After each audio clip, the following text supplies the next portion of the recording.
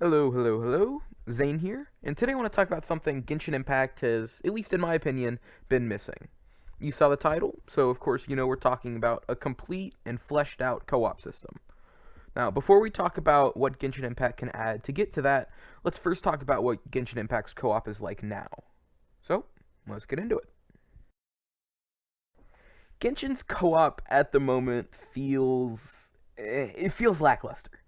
It feels like in one of the last few weeks, the developers woke up and they were like, wait, guys, we forgot. We promised co-op. Uh, okay, we need to do this. We need to do this. We should probably do this, but this is too much work. They kind of made a list and then they shipped that off to like India, right? Because you can get labor for cheap there. And they were like, all right, you guys code this in as long as it doesn't immediately break. You're doing God's work, and they paid him $5 a day because what are living wages? Am I right? Now, there's nothing inherently wrong with that. I mean, it's a single player game that kind of has co op. It doesn't need a good co op system to still be a good game. I mean, it's got a terrible co op system. I'm still addicted. But they've released events and they've done some things that make you realize that the co op system has so much potential. And it's almost criminal that we haven't seen them like fully flesh this out. And I'm hopeful that they're working in the right direction. I like to think they are, but it just feels so limited right now. Like let me go over the arbitrary list of stuff you can't do. If you are not the host and you're in someone else's world, you cannot use a treasure compass, start events like moving a Sealy, little floaty ghost things. You can't go to the Spiral Abyss. You can't do any mainline or story quests. And it doesn't stop there. If you're a host, you have your own list of stuff you can't do. You can't talk to most NPCs. You can't craft. You can't forge. And there's just a bunch of few like weird rules that just are just things that don't work in co-op. Like you can't activate a new statue of the seven. Like the little angel things that reveal the map. You just can't activate that. There's no good reason for that. I mean, if you're exploring with friends, like in co-op, like how it's marketed, and you find one of those, you'd think, oh yeah, let me just activate this now, or yay, we're exploring. No, just not allowed to activate it. Just it wasn't coded in. And it goes beyond that. For example, the little slime ambushes? Like there's some carrots on the ground or cabbage or something. You run to pick it up and like boom, slimes. Slime ambush. In co-op, those just don't work as of right now. That's from the wiki. If that's changed, don't sue me. But it just feels so arbitrary. Like, what about slime ambushes or like activating these towers? What about that is good gameplay? Or is it just more likely it just wasn't coded in? Now, to be fair to Genshin Co-op, there's still some you can do. Like, you can do your dailies together. You can farm for artifacts, but those come with their own caveats, too. For example, while doing your dailies, your character buffs don't apply to the other person. Like, for Razor, your dashes, like how they normally use less energy, that's not a thing for your allies.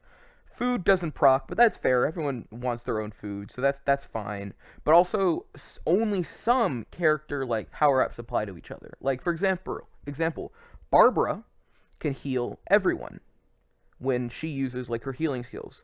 Some characters can't, and it just doesn't proc. Like damage buffs, they don't proc on each other, and so overall it just makes everything faster to do by yourself because the co-op system is just meh.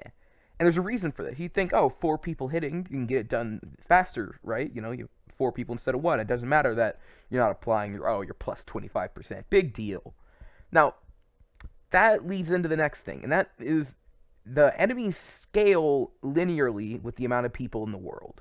So, for example, when you have two people, the enemy HP goes up by 50% and attack goes up by 10%. When there's three people in the world, their HP goes up 100% from base, and attack goes up by 25%. And with 4 people, HP goes up a whopping 150%, and attack goes up 40%. This makes a lot of co-op activities, especially domains, a lot harder, and it just makes them feel like a slog. Now, the reason for this is simple. Instead of actually having, like, an engaging fight, the fight it's just a DPS check. Can you do enough damage, and do you have the characters, like enough characters to break this person's shield? And if you do, then great, you just do the fight as normal. And if you don't, which means you're either like on average with the level or maybe a bit under leveled, you're just sitting there hitting it for 20 minutes. like for example, when recording the footage for this, I don't know if it's already gotten to it or not, but you'll see myself and a Zhongling, not Zhongling, Zhongli. I know how to speak. I swear. The two of us get. There's only two of us left because our teammates died, and we're just stuck hitting this cryo shield for ages. I think it goes on for like 4 or 5 minutes, and that's just not ideal. Obviously, that's a special case because our two people died, so we couldn't break the shield. But even when you have the right people to break it, especially with the big slimes or like some of the more tankier bosses, it just takes forever to kill these things. Now, of course, that also isn't inherently a bad thing, but the difference is some fights in, like, let's say you game like World of Warcraft, right? They have like raids and stuff in there, right? Or like Destiny 2 is another example. Both those games. When you look at the fights in those games, they have like damage phases, right? Like you as a player are doing something outside of these damage phases to like keep you alive, or like what you have to do to like build up damage, ramping damage, something like that. And then you go to a damage phase where you pump out all your damage, you do a bunch, and then you go back to like the survival stage, if you will, right? That is a lot more engaging gameplay than just, okay, I use my attack, and now I use my attack again, and now I'm really feeling frisky, so I'm going to use my attack, but I'm going to do it slightly differently. And it's just like, wow, this is really engaging. Because by going into co-op, you are taking out the aspect of combat, which is like switching between characters. So you have to do something to kind of add that engagement back in, or it's just boring. And the best way I've seen this done in the game is in the Chalk Prince event, when Dragonspire first came out. Remember that massive ice flower? Cryo Reg is fine for you nerds who actually want like the right name. Now, why do I bring this up? Cryo Registine feels like it was made to be a co-opable fight. Now, if before the boss, you kind of work together, you make a good team composition, you know the boss, you can beat it in like 30, 40 seconds. If you didn't, it would take upwards to like 4 to 5 minutes, even if your characters were like really high leveled. And what's more, the boss itself had damage phases. So instead of being a DPS check-off fight, players had to complete like mini tasks to bring its shield down, and then you had to put it in damage phase. And afterwards, if you didn't kill it in one stage, it went into like a new form, and it had like rage attacks. Players had to like run to ice shields or just get straight up yeeted. And when the fight was over, everyone got their reward, no resin, and it gave these mini achievements to every player. Like, oh, you did the most damage. You did the most shields. You did nothing but were there, and you did the most healing. Stuff like that. Now, imagine if that wasn't an event, and that was an actual late game sort of raid or like boss rush, where people would get together, make like team compositions, and fight through these like hard like bosses with damage phases together, maybe like as like a weekly thing, and they'd get a reward. Think like Spiral Abyss, but instead of just monsters with crazy amounts of HP like in Domains right now when you co-op, there's also bosses like the Registine that make like teamwork with it's still Genshin gameplay, but you're doing teamwork to break these shields, and there's like a new layer to the game. Like the Harmonic Symphony event, where you fought like all of those different the world bosses that were in the, like, you could customize how hard those were. Imagine if that was like a permanent co-opable thing that you did with other people, maybe like once a week, twice a week, and these bosses scale, but not just like, oh, it's got 5% more HP. Instead, think about if it was like, okay, by adding, I don't know, by adding two people, your total like points you can get goes down, but that means because you have two people, you have more options to add more modifiers to gain those points back. It's dynamic is what I'm trying to say. That's not like what they have to do. Like, you can do any number of things, but just make co-op feel either different from the main game, or make it so that it's still engaging. Because right now, you're just one character, like, just piling on your DPS. You're not switching around. You're not really comboing. You're just hitting. And if there's not any sort of other mechanics to make it so you kind of specialize almost in that one character, it's boring. Now, Genshin is currently taking steps in the right direction, I feel. And they even have, like, a new co-op tower defense mode that I'm really excited to see how that pans out. But as of right now, there's just not a lot of satisfying co-op. And before I end, I want to kind of speculate on why I think that is. First, I'm fairly certain, like 99% sure, they didn't make all core mechanics with co-op in mind, and those will probably need to be fixed. Like character buffs not applying on each other, not being able to craft and forage on other people's worlds. Like for example, let's say you're doing domain runs with someone else, right? Everyone and their mother uses condensed resin. That's just how you grind.